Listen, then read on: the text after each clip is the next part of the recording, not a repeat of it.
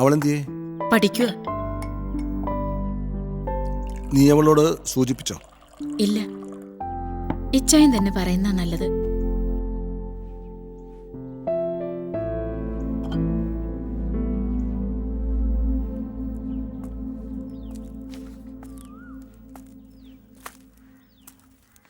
വേണ്ട വേണ്ട വേണ്ട, പഠിച്ചോ പഠിച്ചോ. പപ്പ വെറുതെ വന്നേ ഉള്ളൂ.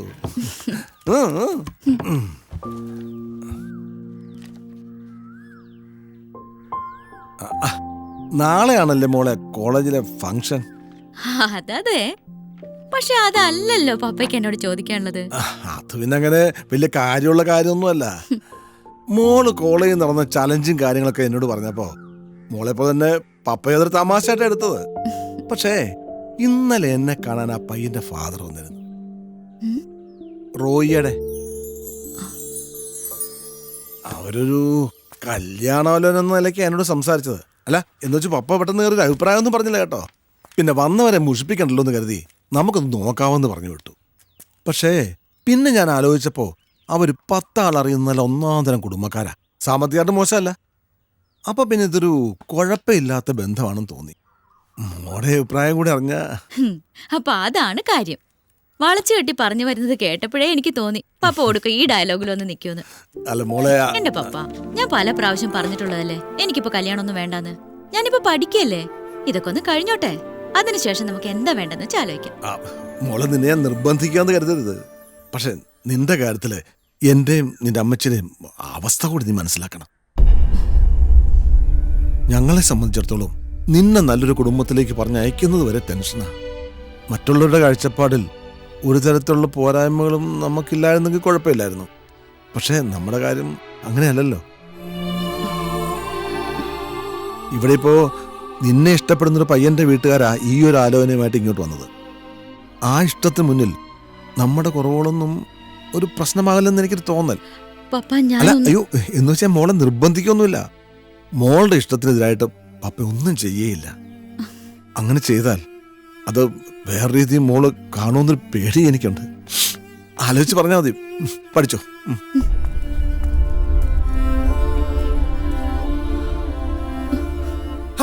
അത് ശരിയാവില്ല. പേടിച്ചിട്ട് നാളെ കോളേജിൽ പോയിരിക്കുന്നൊക്കെ പറഞ്ഞ അതേതായാലും വേണ്ട. അത് തന്നെ എന്റെ അഭിപ്രായം. അതിലും ഭേദവും പറയുന്ന പോലെ എല്ലാരും കൂടി ചെന്ന പിന്നെ കാല് പിടിക്കുന്ന നാളെ കോളേജ് അല്ലായിരുന്നു അവരുമാതിരി. അത് അതിനേക്കാൾ നാണം കട്ടപ്പണിയാണെന്ന് എനിക്കും അറിയാം. പക്ഷെ നാളെ കോളേജ് ചെല്ലുമ്പോൾ നടക്കാൻ പോകുന്നത് എന്താണെന്ന് നിങ്ങൾ ആലോചിച്ചിട്ടുണ്ടോ?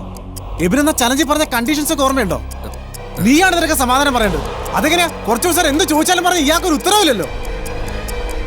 നിനക്കിത് എന്താ പറ്റിയത്? ഇവൻ എബിന്റെ കാര്യം അവന്റെ വീട്ടിൽ പറഞ്ഞ് ഏതാണ്ടൊക്കെ സമ്മതിപ്പിച്ച് വെച്ചിരിക്കുക. അത് പക്ഷെ എബിനറിയില്ല.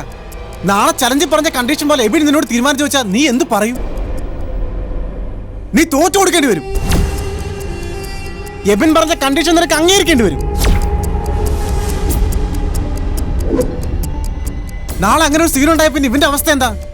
ഇവൻ തമാശക്കല്ലോ സ്നേഹമൊന്നും പറഞ്ഞ് ഇത്രയും നാൾ അവളുടെ പുറകെ നടന്നത്. ഇവൻ അവളെ സ്നേഹിക്കുന്നതിന്റെ വേദന നീ എനിക്ക് പറഞ്ഞു മനസ്സിലാക്കി തരണ്ട. എനിക്കാ തെറ്റ് പറ്റിയത്. എനിക്ക് പറ്റിയതൊക്കെ തെറ്റാ. എന്താടാ ഇത്? നീ ഇതോടെ പോവാ. നിക്ക് എടാ, നിക്കാൻ. എടാ, ഇങ്ങനെ ടെൻഷൻ ആവാൻ ഞങ്ങളാരും നിന്നെ കുറ്റപ്പെടുത്തിയില്ലല്ലോ. നീ തന്നെ മുമ്പ് പറഞ്ഞതുപോലെ എല്ലാം ഒരു തരം ശ്രമിക്കലായിരുന്നു. ശ്രമിച്ചു, നടന്നില്ല. അതല്ലല്ലോ ഇവിടുത്തെ പ്രശ്നം. നാളെ കോളേജിൽ നിന്ന് ഊരിപ്പോരാനൊരു വഴി അതാലോചിക്കുമ്പോഴേ നീ എന്താടാ ഇങ്ങനെ?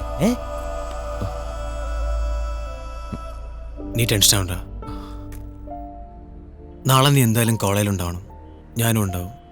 അവിടെ എന്ത് തന്നെ നടന്നാലും എബിന്റെ മുന്നിൽ നീ സറണ്ടർ ആയാലും ഒരു കാര്യം മാത്രം നീ ചെയ്യരുത്. എന്റെ കാര്യത്തിൽ നീ ഇനിയും അവളോട് റിക്വസ്റ്റ് ചെയ്യരുത്.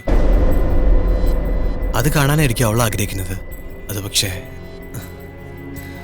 ഞാൻ ആഗ്രഹിക്കുന്നില്ല. അവളെ എനിക്കിഷ്ടമാണ്. പക്ഷെ അതിനപ്പുറത്ത് നീ എൻ്റെ നല്ലൊരു ഫ്രണ്ടാ.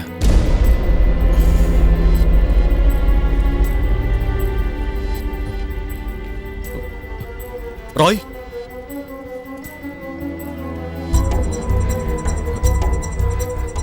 നാളെ നെഗറ്റീവായിട്ടും പോസിറ്റീവായിട്ടും ഒന്നും നടന്നില്ല എന്ന് വെക്കുക. പിന്നെ എന്താ നിന്റെ പ്ലാൻ? എന്റെ പൊന്നു വിനയ, നീ ഇത് വിട്ട്. എന്താ നിന്റെ പ്ലാൻ? പ്ലാൻ എന്താണെന്ന് ചോദിച്ചാൽ വീട്ടുകാരെ മുഖാന്തരം നടക്കുമെന്ന് നോക്കും. നടന്നാ നടക്കും. എന്തായാലും ഞാൻ അവളെ സിൻസിയറായിട്ടാണ് ഇഷ്ടപ്പെടുന്നത്.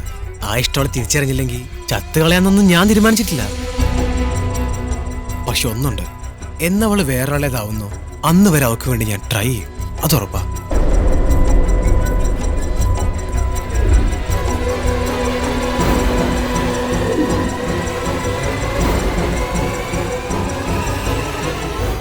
എനിക്ക് എബിന്റെ കോണ്ടാക്ട് നമ്പർ ഒന്ന് വേണം.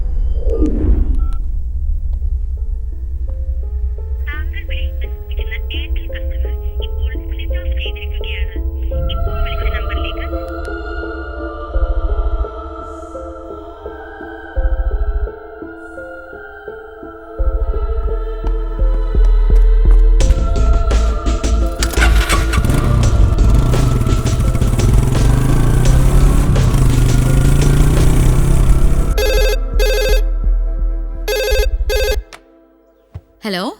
ആ, മൊബൈലിൻ്റെ കൈ കിട്ടണമെങ്കിൽ എക്സാം തീരണം. മമ്മിയുടെ കയ്യിലാണ്. ഓ, എന്ത് പഠിത്തം. പ്രോപ്പറായിട്ടുള്ള പഠനത്തിലേക്ക് പോകണമെങ്കിലേ നാളത്തെ ഫംഗ്ഷനും കൂടി ഒന്ന് കഴിയണം. പിന്നെ ഞാനെന്തെങ്കിലും ഉണ്ടാവും. ഓക്കെ. വേണ്ട, മോള് പോയി പഠിച്ചോ, ഞാൻ നോക്കിക്കോളാം.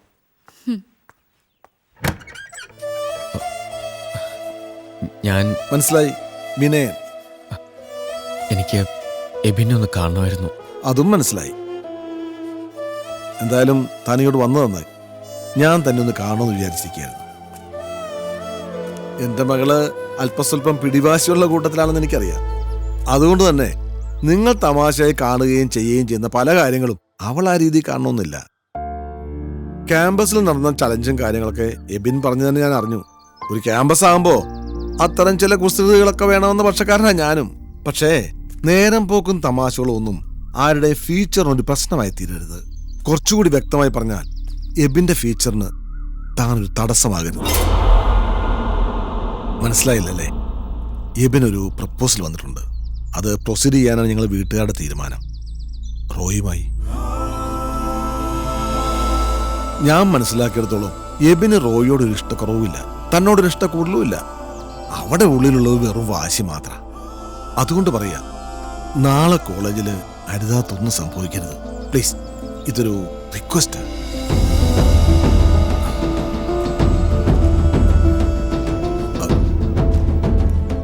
ഒരു കാര്യം കൂടെ വിനയനോട് ഞാൻ തുറന്നു പറയാം. പരസ്യമാക്കാൻ ആഗ്രഹിക്കാത്ത ഒരു ചെറിയ രഹസ്യം അവളുടെ കാര്യത്തിലുണ്ട്. അതെന്റെ മകളുടെ ഭാവിക്ക് ദോഷം ചെയ്യുന്നൊരു ടെൻഷൻ കൂടി എനിക്കുണ്ട്. അതിനിടയിൽ അവളുടെ ഒരു നല്ല ഭാവി കളയരുത്.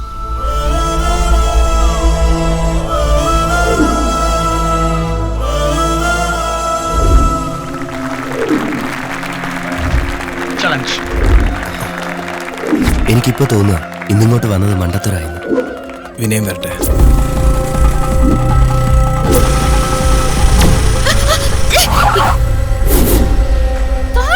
രാവിലെ തന്നെ മനുഷ്യനും. എബിൻ, എനിക്ക് തന്നോട് കുറച്ച് അത്യാവശ്യമായിട്ട് സംസാരിക്കാനുണ്ട്. വേണമെന്നില്ല. സംസാരം നടുറോഡിൽ വെച്ചല്ല, കോളേജിൽ അല്ല, ഇവിടെ വെച്ച്. ചന്തുവിന് പറയാനുള്ളത് കേട്ടിട്ടേ ശ്രീകുട്ടി പോകുന്നുള്ളൂ.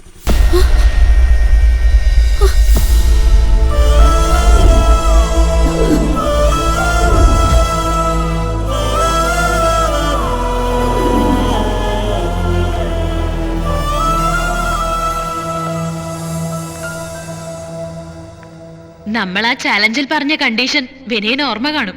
അന്ന് ഞാൻ നിനക്ക് തന്നിരുന്ന ഡെഡ് ലൈൻ ഇന്ന് ഈ ഇയർ എൻഡിങ് ഫംഗ്ഷൻ ഡേ ആണ്. ഞാൻ ഇതുവരെ ഇവനെ ഇഷ്ടമാണെന്ന് പറഞ്ഞിട്ടില്ല, ഇനി പറയാനൊട്ട് ഉദ്ദേശിക്കുന്നുമില്ല. അപ്പൊ പിന്നെ വിനയന്റെ തീരുമാനം അതാണിനി അറിയേണ്ടത്. എന്റെ തീരുമാനം ഞാൻ തോൽവി സമ്മതിച്ചിരിക്കുന്നു എല്ലാവരുടെയും മുന്നിൽ. നീ ഉൾപ്പെടെ ഈ കോളേജിൽ പഠിക്കുന്ന പലരും പല രീതിയിലും നോക്കിയിട്ടും വീഴാത്തൊരു പെണ്ണ് എന്നെ ഇഷ്ടമാണെന്ന് പറഞ്ഞ് ഇങ്ങോട്ട് അപ്രോച്ച് ചെയ്യുമ്പോൾ ഞാൻ എന്തിനാ വേണ്ടാന്ന് വെക്കുന്നത്? അങ്ങനെ ചിന്തിച്ചപ്പോ ഞാൻ കുറച്ച് സെൽഫിഷായി. ചുരുക്കി പറഞ്ഞ, നിങ്ങളെ തമ്മിൽ അടുപ്പിക്കാൻ ഞാൻ ശ്രമിച്ചതേയില്ല.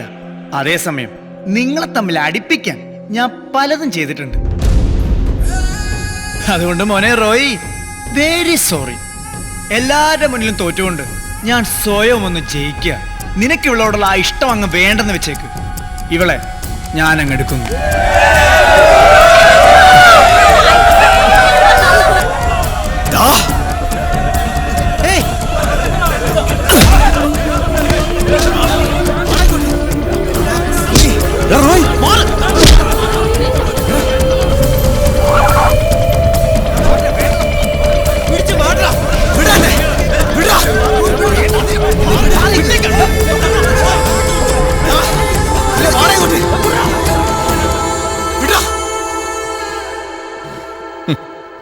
കൺഗ്രാറ്റുലേഷൻസ്.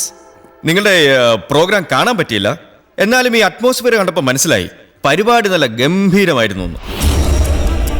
സത്യം പറഞ്ഞ എനിക്കിപ്പോൾ നിങ്ങളോട് നല്ല ദേഷ്യമുണ്ട്. ചില സിനിമയിലൊക്കെ നമ്മുടെ ലാലേട്ടൻ വന്ന് അടിച്ചു നിരത്തുന്ന പോലെ നിന്നെയൊക്കെ അടിച്ചു നിരത്തിയാൽ കൊള്ളാവുന്ന ആഗ്രഹമുണ്ട്. പക്ഷെ ഞാനത് ചെയ്യില്ല. കാരണം ഞാൻ വലിയ സൂപ്പർ സ്റ്റാർ ഒന്നുമല്ല.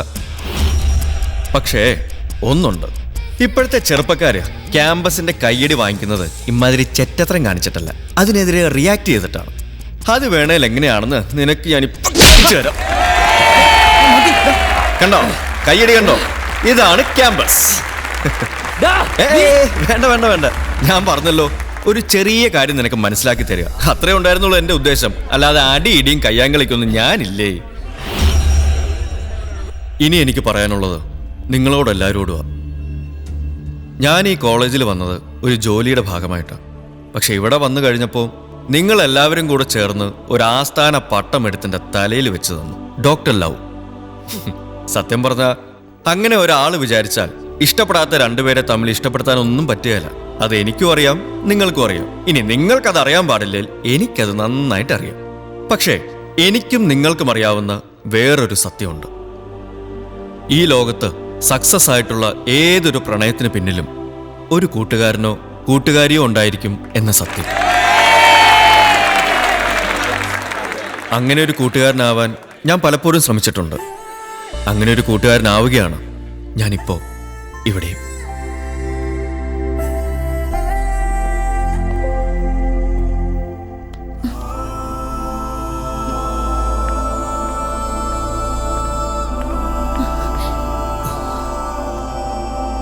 നിനക്ക് ഇവളോടുള്ള സ്നേഹം അതിനി മുതൽ ഇവൾക്ക് നിന്നോടും ഉണ്ടാവും.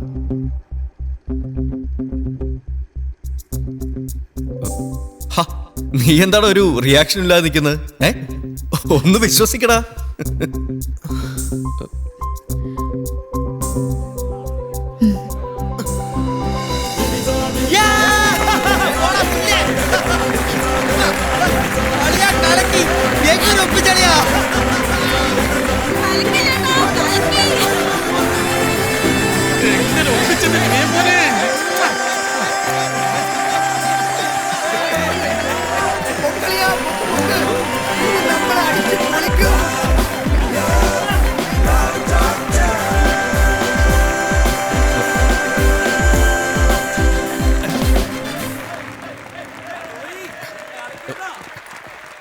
ഗൗരി, എന്താണോ ഒന്നും മിണ്ടാതങ്ങ് പോവാണോ? പറഞ്ഞു, പക്ഷെ എല്ലാം ഇബിനോട് പറഞ്ഞില്ല അല്ലേ? ഈ തീരുമാനങ്ങൾ രണ്ടായിരുന്നു. ഒന്ന്, നമ്മുടെ സന്തോഷം മാത്രം മുന്നിൽ കണ്ടുള്ള തീരുമാനം. രണ്ട്, നമ്മളൊരു ഇത്തിരി വേദനിച്ചാലും ആ വേദന നമ്മൾ ഇഷ്ടപ്പെടുന്ന കുറച്ച് പേർക്ക് ഒരുപാട് സന്തോഷം കൊടുക്കുന്ന തീരുമാനം. താനാണെങ്കിൽ ഇതിലേതായിരിക്കും സെലക്ട് ചെയ്യുക? അതേ ഞാനും ചെയ്തുള്ളൂ. അത് മാത്രമല്ല, ഒരു ഡോക്ടർക്ക് വലുത് പേഷ്യന്റ് അല്ലേ? അതുകൊണ്ട് ഞാൻ ഹാപ്പിയാ, വളരെ വളരെ ഹാപ്പി. അപ്പൊ ഇതാണല്ലേ അളി ഇടയ്ക്കിടയ്ക്ക് പറയാറുള്ള സാധനം. അപ്പൊ നമുക്കൊന്ന് ആഘോഷിക്കണ്ടേ? അപ്പൊ ഇന്നത്തെ ദിവസം ഒരു വെടിക്ക് 2 പക്ഷിയാ. അല്ലടാ, 3. ഇതെങ്ങനെ സംഭവിച്ചു? സംശയിക്കണ്ട, ആരും സംശയിക്കണ്ട. എല്ലാം ഇന്നലെ രാത്രി ഇവ ഫോൺ ചെയ്ത് ഓക്കെ ആക്കി. അപ്പൊ നമുക്ക് എല്ലാവർക്കും കൂടി ഇതൊന്ന് ആഘോഷിക്കണ്ടേ? എടുത്ത് പൊക്ക. സാറേ അവനെ പൊക്കടാ.